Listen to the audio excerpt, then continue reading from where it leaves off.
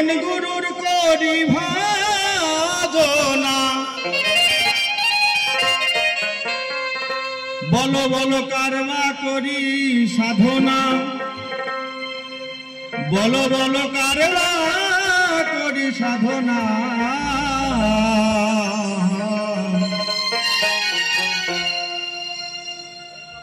কথা তো বাবা এসেই যায়। হ্যাঁ,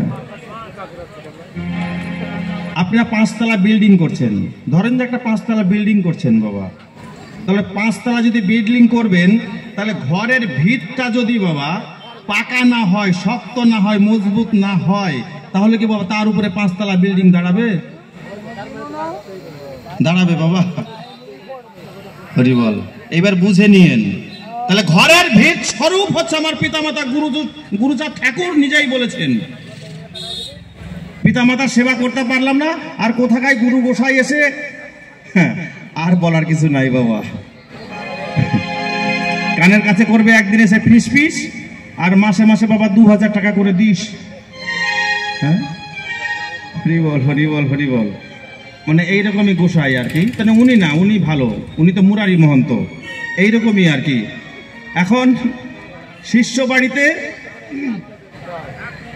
গেছে, যাওয়ার পরে গোসাইকে বলছে, গোসাই আপনি যে এতদিন পরে আসলেন, তাহলে এই যে মন্ত্র দিয়ে গেছিলেন, আর আপনার তো সাক্ষাৎ হলো না, ওই খাতার মধ্যে লিখে দিয়ে গেছিলেন, এই মন্ত্রের তো অর্থ বুঝলাম না বাবা। কি মন্ত্র? ওই যে খাতার মধ্যে যে লিখে দিয়ে গেছিলেন, অখণ্ড মণ্ডলাকারং ব্যাপ্তম যেন চরাচরং তৎপদং দর্শিতং যেন তস্মৈ শ্রী গুরুবে নমঃ, এই মন্ত্রের তো অর্থ বুঝলাম না বাবা। এখন গোসাই বলছে সাধু সঙ্গ টঙ্গ করিস? হ্যাঁ, না বাড়িতে থাকি শুধু? না গোসাই, সাধু সঙ্গ করি তো, সাধু সঙ্গের যখন মাঝে যায় তখন বলছি তোমার গোসাইয়ের কাছে জেনে নিও, এই জন্য বাবা আপনার ধারে জিজ্ঞাসা করি। তো এই যে অখণ্ড মন্দশীতং যেন তস্মৈ শ্রী গুরুবেই নমঃ, এই মন্ত্রের তো অর্থ বুঝলাম না বাবা। এখন গোসাই বলছে কি হারামের অর্থ বুঝিস না? বলছে কি না বাবা, এই মন্ত্রের তো অর্থ বুঝলাম না। অখণ্ড মানে কি? হ্যাঁ, গুরুদেব শিষ্যকে ব্যাখ্যা করে বুঝাচ্ছে অখণ্ড মানে কি। হ্যাঁ, শিষ্য বলছে বাবা জানি না। এখন গুরুদেব বলছে অখণ্ড মানে হচ্ছে 2000 টাকা নোট। গুরুদেব বলছে অখণ্ড মানে হচ্ছে 2000 টাকা নোট। গোসাই মণ্ডলাকারং এর মানেই হচ্ছে 2000 টাকার যেটা নিচে 500 টাকা নোট, 200 টাকা নোট, 100 টাকা নোট, 50 টাকা নোট, 20 টাকা নোট, 10 টাকা নোট, 5 টাকা নোট, 2 টাকা নোট, 1 টাকা নোট, এই যে বাবা মণ্ডলাকারং। গোসাই ব্যাপ্তম যেন চরাচরং, গোসাই বলছে কি ব্যাপ্তম যেন চরাচরং এর মানেই হচ্ছে 2000 টাকার নোট যেন অরিজিনাল হয়, জাল না হয়। ব্যাপ্তম যেন চরাচরং মানে সব জায়গায় যেন চলে। হ্যাঁ, তস্মৈ শ্রী গুরুবে নমঃ। তোমার বাড়িতে যখন বাবা গুরুদেবের মধ্যে বাবা 2000 টাকার নোট দিয়ে ভক্তি করতে হয় চরণে, তস্মৈ শ্রী গুরুবে নমঃ। এইরকম যদি বাবা গুরু গোসাইয়ের পাল্লায় যদি পড়েন, তাহলে তার পরপারের রাস্তার কোনো কাজ হবে?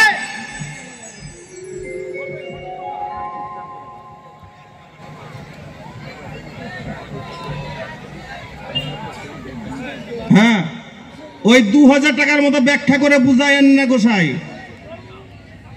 আমার নাম নবীন সন্ন্যাসী, কম পড়লে ঠিক পাই, কিছু বুঝি না। হ্যাঁ, বাজাও।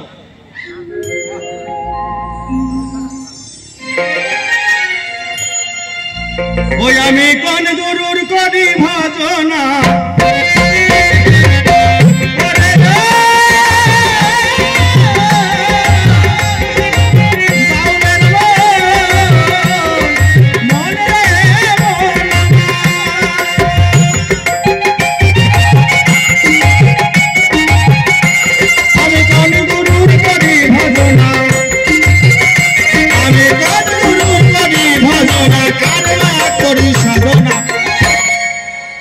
এই জগতে গুরু কয়জন, এই জগতে গুরু কয়জন। জয় জয় পিতামাতা, একবার সবাই হরি।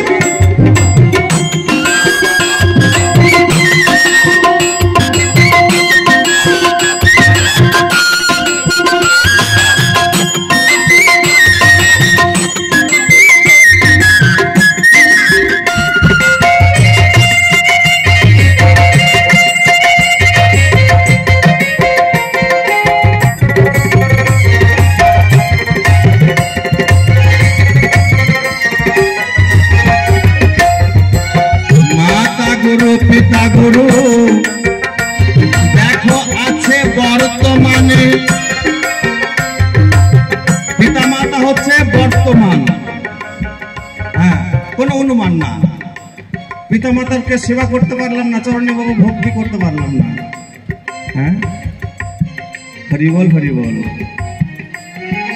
মাতা গুরু পিতা গুরু ওই দেখো আছে বর্তমানে,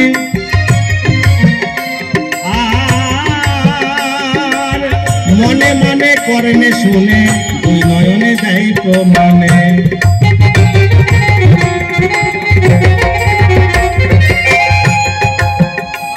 তাহলে পিতা মাতা হচ্ছে বর্তমান,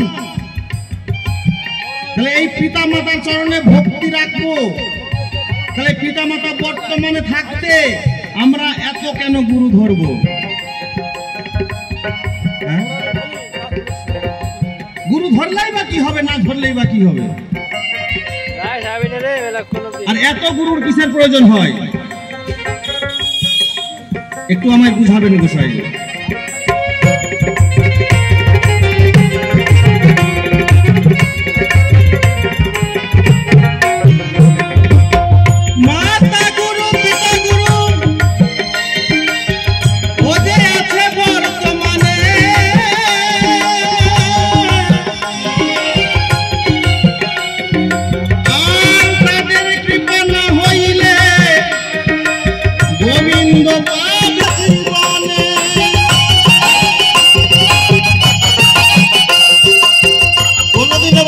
পাওয়া যাবে না। একটা 5 তলা বিল্ডিং করতে গেলে বাবা একটা ভিতটা শক্ত করা চাই, আর ভিতটা যদি বাবা শক্ত না হয় আপনি যাহাকে ডাকেন না কেন, আপনি লক্ষ্মী দুর্গা মা কালী সরস্বতী যত বড় তাজা গুরুকে ভজেন না কেন, কিচ্ছু হবে না।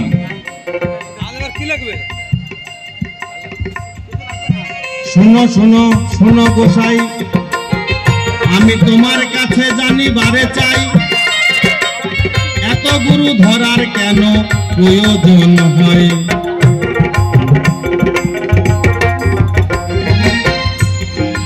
তাহলে এত গুরু আমরা ধরবো কেন, কারণটা কি? হ্যাঁ,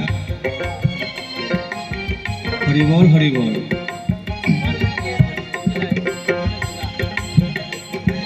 আর মাতা গুরু পিতা গুরু আমি শাস্ত্রে শুনতে পাই, তারপরেও কেন আমাদের এত গুরুর লাইন দেখা যায়?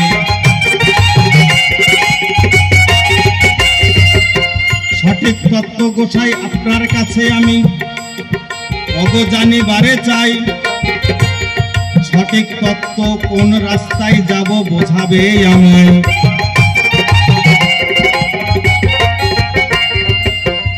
তবে বেশি কথা বলবো না, ছেড়ে দিয়ে যাব আমার বাউলের আলোচনা। এর পরে মহন্ত গোসাই আসরে আসিবে, তার ভাবের কথাগুলি খুলিয়া বলিবে। দেখি এসে কোন ভাবে কোন কথা কয়, কোন ভাবে দেয় তাহার ভাবের পরিচয়। আমি কেন অযথা বলতে যাব বেশি, বেশি বললে হয়তো আবার হবে অখুশি। তাই তো অন্তরে করি বিবেচনা, আর তাহারে বেশি কথা বলিতে যাব না। আসর মাঝে বসে আছেন মিয়া মোল্লা ভাই, বাংলা হয়ে তার চরণে সালামও জানাই। সালাম করে কালাম করে দিবেন কিছু দয়া, আর জন্য হবে আমার বাউল গান গাওয়া। এই পর্যন্ত করি খান্ত রাধা কান্ত সরি, একবার সবাই পিতা মাতার চরণে